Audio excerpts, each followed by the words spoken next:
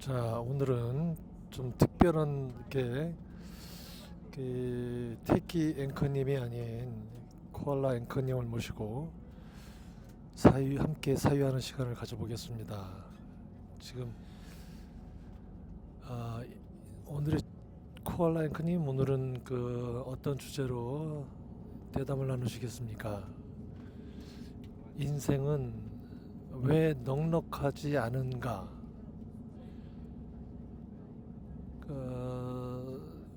인생은 왜 짧은가? 그 로마의 황제의 스승이었던 세네카 선생이 한 말이죠. 예. 그 인생은 결코 짧지 않다. 그러나 그분이 말하기를 인생은 결코 짧지 않다. 넉넉하게 살기에 충분하다. 이렇게 말씀하셨어요. 그리고 다만 주어진 시간을 효율적으로 사용하는 시간이 적을 뿐이다. 우리는 가장 값지게 쓰는 시간을 다른 시간도 아니고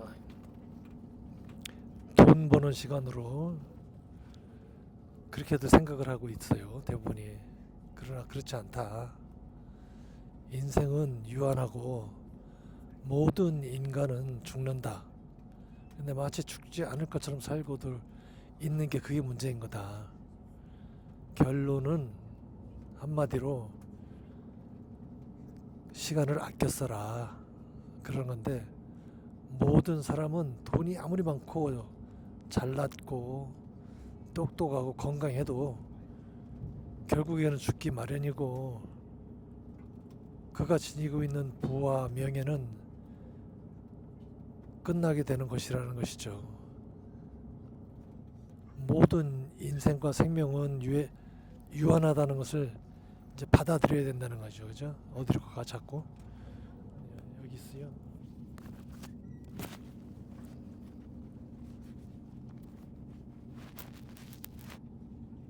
거기 얌전히 앉아 계셔. 예. 것이라는 거죠. 모든 인생과 생명은 유한하다는 것을 받아들여야 된다는 거죠.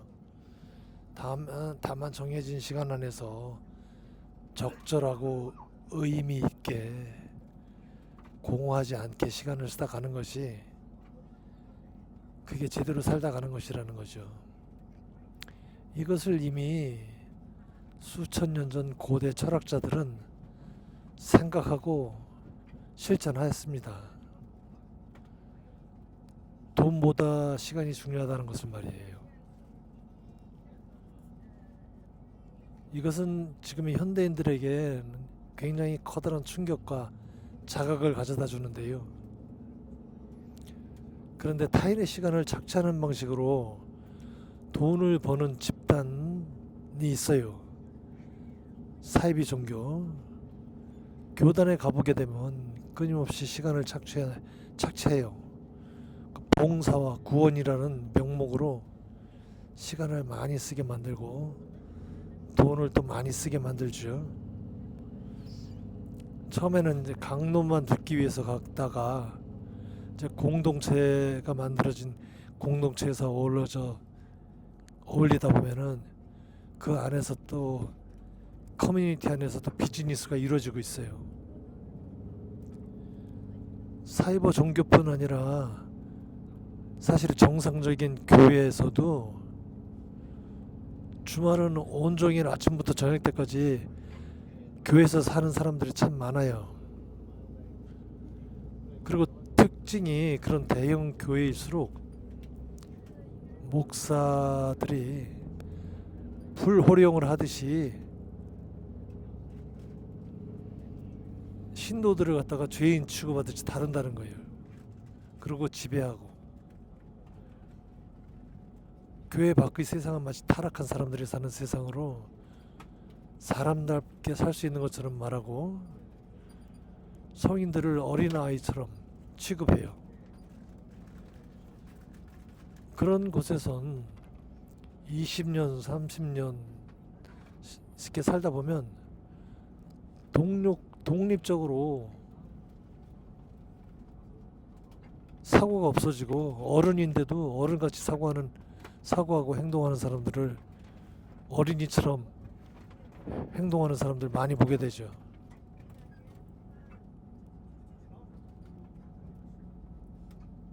좋은 학교 나와서 많이 배우고 또 좋은 직장에 다니고 사회적으로 제법 성공한 사람들인데도 성인이지만 독립적인 사고가 없다. 그리고 그런 시간과 여유를 주지 않는다. 그런 집단에서는. 그래서 그런 집단에서는 사고의 다양성이 없고 또 그런 사고의 다양성을 그 성경이라는 그 범위 안에서 끼워 맞춰가지고 해석해서 다양성을 못 갖게 만들어요. 그래서 시간도 착취당하고 알게 모르게 재물도 갖다 바치는 거예요. 자신의 생각은 자연스럽게 없어지고 목사에게 또 타인에게 의탁하게 되는 거죠. 그러면서 시간과 재물을 착취당하는 것이에요. 세상에 헌금 가져오지 말라거나 11조 가져오지 말라고 내지 말라고 하는 목사가 있던가요? 사유의 독립성과 주체성을 잃어버리게 되는 것이죠. 그러다 보니 교회 밖 세상은 엄두를 못 내요. 사실상 아이 또는 노예가 돼버리는 것이죠. 신도와 교회 사이에 가학적, 피학적 관계가 형성이 되는 현상이 있는데 이는 한국 교회에서 두드러지게 나타나는 현상이에요. 전통적인 종교만 아니라 그런 모델을 본딴 커뮤니티, 뉴미디어 이것을 중심으로 형성되는 팬덤, 군중의 생각, 여론이 형성되는 것이에요. 그런데 이런 팬덤에서도 가학적이고 피학적인 현상이 나타나요. 미디어 커뮤니티에서는 특정 미디어를 중심으로 주인공이 또는 주인공인 사람의 메시지가 곧 의미가 부여되고 또 신념으로 전달되고 해서 종교적 신념 체계와 사실상 유사한 형태로 나타나게 돼요. 그리고 대중의 열광을 불러일으키는 그 문명 현상 많이 일어나는데 이것이 곧 뉴 미디어를 중심으로 형성되는 팬덤이 현실보다 더 큰 문제가 되는 것이에요. 현실에서는 이동하는 시간과 어떤 그 정보를 접하는데 공간이 일상과 분리되어 있기 때문에 좀 덜한데 미디어는 그야말로 스마트폰이 늘 내 손에 들어있잖아요.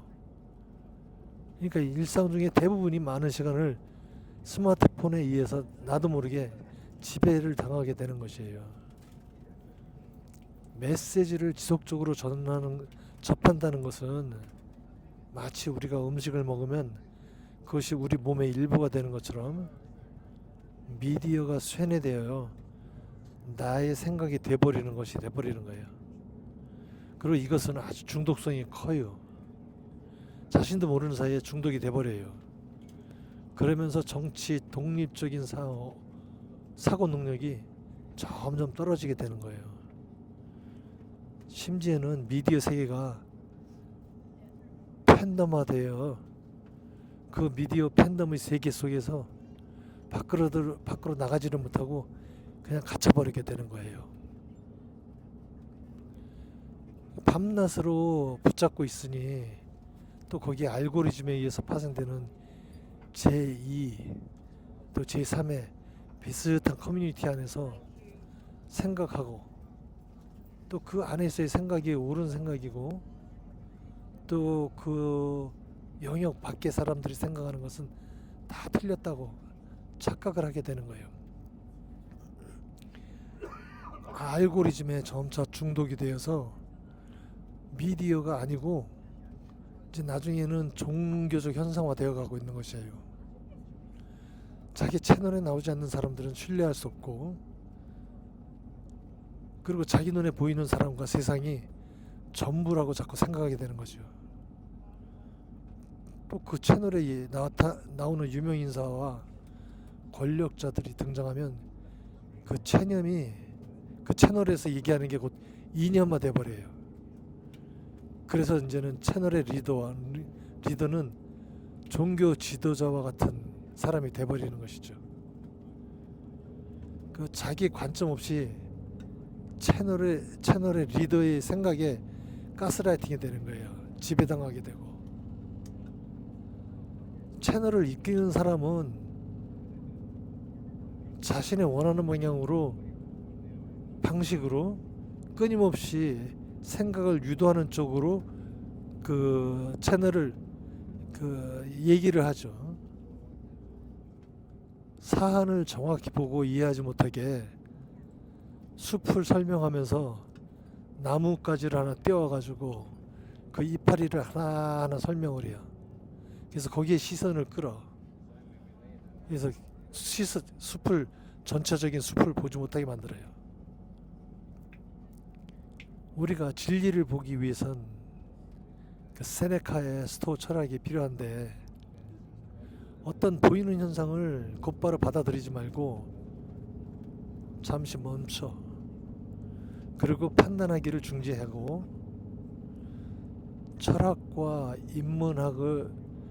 그게 바로 철학과 인문학을 공부하는 핵심이에요. 바로 산과 물을 알아볼 수 없기 때문에 그것을 왜곡하게 만드는 후 눈에 콩깍지를 씌워버리는 거죠. 바로 그것을 승인하지 말고 판단을 잠시 중지하라. 그리고 그 사물과 상황을 왜곡하게 만드는 그 눈을 가리고 있는, 즉 선글라스를 벗어버려야 되는 것이죠. 그래서 시사 유튜브는 최소한의 정보만 얻으면은 충분해요. 그것에 너무 많은 시간을 들여가지고 시사 유튜브에 몰입돼 있으면은 나도 모르게 자꾸 가스라이팅이 돼버리는 거죠. 정보 수집하는 시간보다는 이제는 생각하는 시간을 많이 가져야 돼요. 사유하는 시간을. 그러려면은 가장 좋은 것은 사실 책을 읽는 거예요. 책을 읽는데 책 읽는 게 사실 쉽지 않죠. 다들 시간도 그렇고. 자, 그러나 우리가 알아야 될 것은, 민주주의라는 것은 신도들이 하는 게 아니고 노예가 하는 게 아니에요. 그 생각을 가진 주체적인 각자 개인들이 민주주의를 만드는 것이에요. 현대의 군중 정치, 혐오 정치, 분노 정치, 주인이 아닌 신도들이, 노예들이 만드는 정치는 결코 바람직한 민주주의가 될 수 없어요. 자, 그래서 오늘은 테키 앵커님이란다. 또 우리 코알라 앵커님께서 마지막으로 정리를 해주시자면은,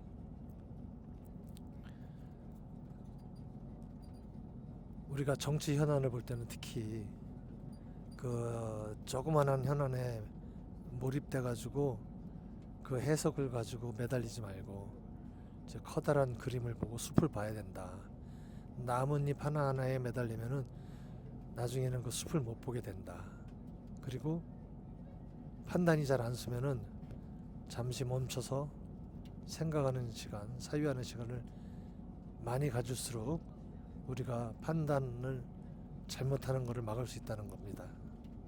자, 오늘은 여기까지 하고, 그 주변에 소음이 많은데 오늘은 여기 칼굴리에서 퍼스까지 달리는 그 기차 안에서 방송을 하는 관계로 좀 잡음이 많이 들어갔을 겁니다. 시청자 여러분께 양해를 구하면서 오늘 방송을 마치겠습니다.